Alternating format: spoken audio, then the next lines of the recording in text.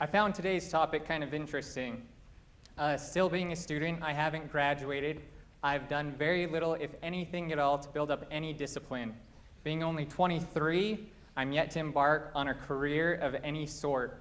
So I hope to be able to share with you, with my limited experience, what I've learned about living an innovative life. I grew up in a family that had the motto that we make solutions and not excuses. I grew up believing that the status quo was there to be challenged and changed. And I quickly learned that it was really hard. Wikipedia defines innovation as to renew or to change. It's the process of changing the status quo.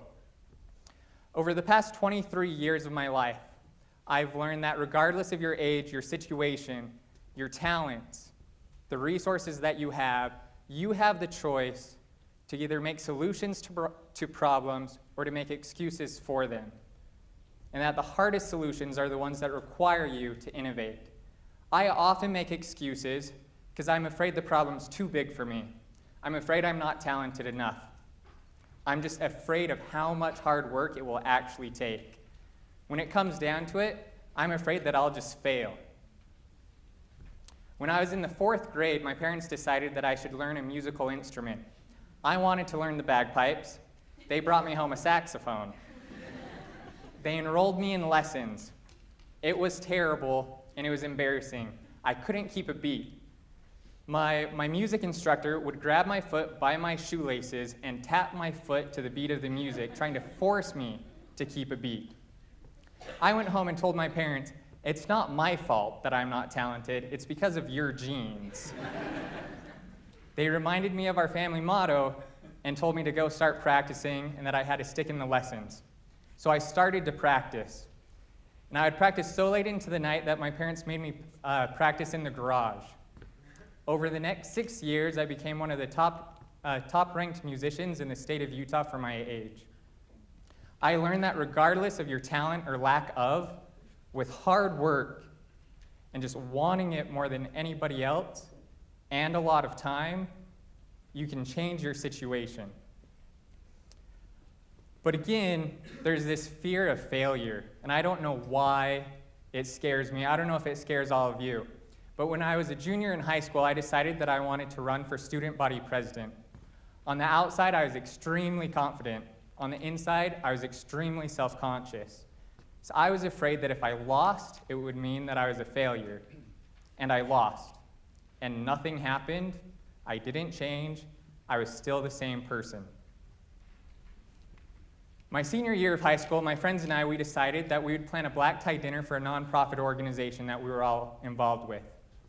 This event quickly took on a life of its own.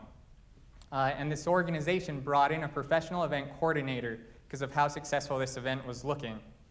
2 months before the event coordinator informed me that students were no longer invited, because essentially we were a waste of space.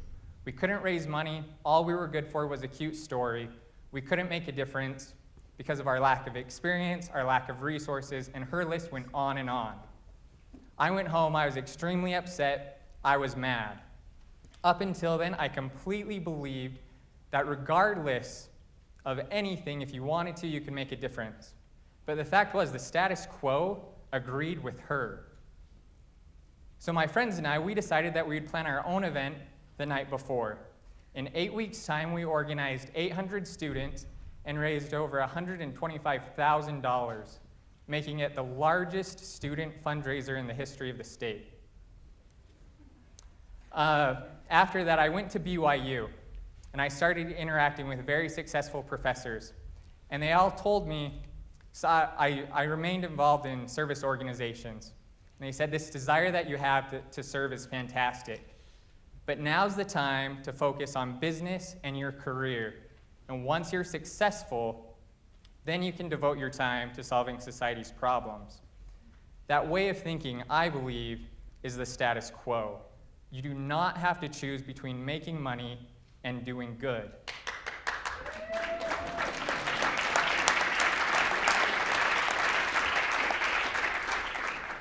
The problems that we face, many of them were created by business because it's devoid of the concern of society and the environment, and the concern that's found in nonprofits.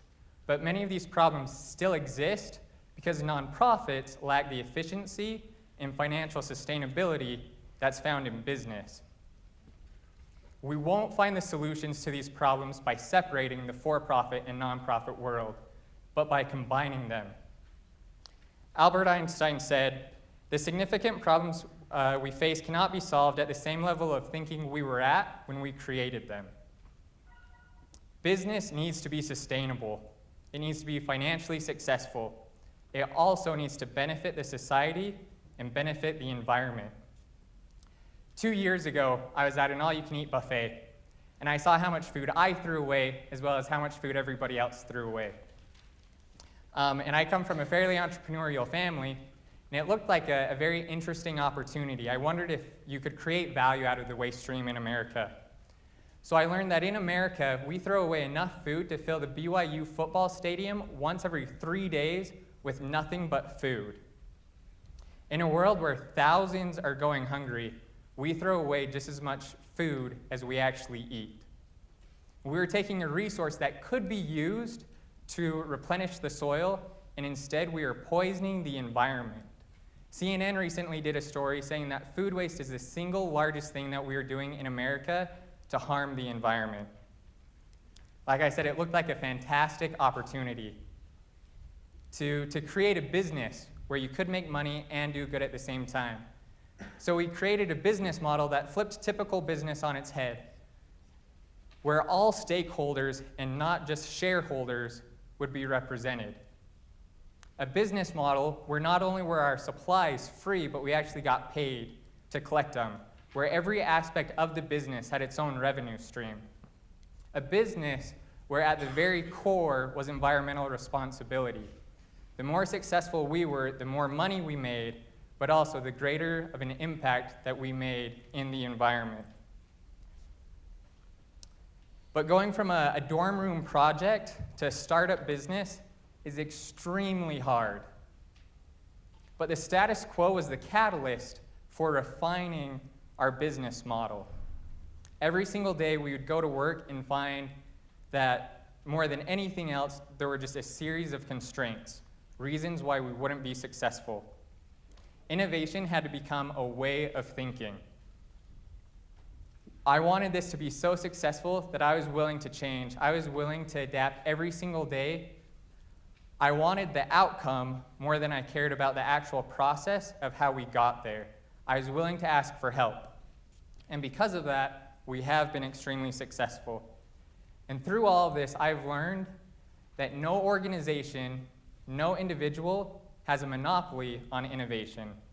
Regardless of who you are, your situation, your resources, your talents, you can innovate. There's always a solution.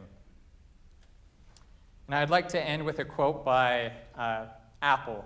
It says, "Here's to the crazy ones, the misfits, the rebels, the troublemakers, the round pegs in the square holes, the ones who see things differently. They have no respect for the status quo. You can quote them, disagree with them, glorify or vilify them.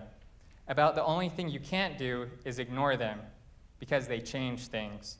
They push the human race forward. While some may see them as the crazy ones, we see genius. Because the ones who are crazy enough to think they can change the world are the ones who do." Thank you.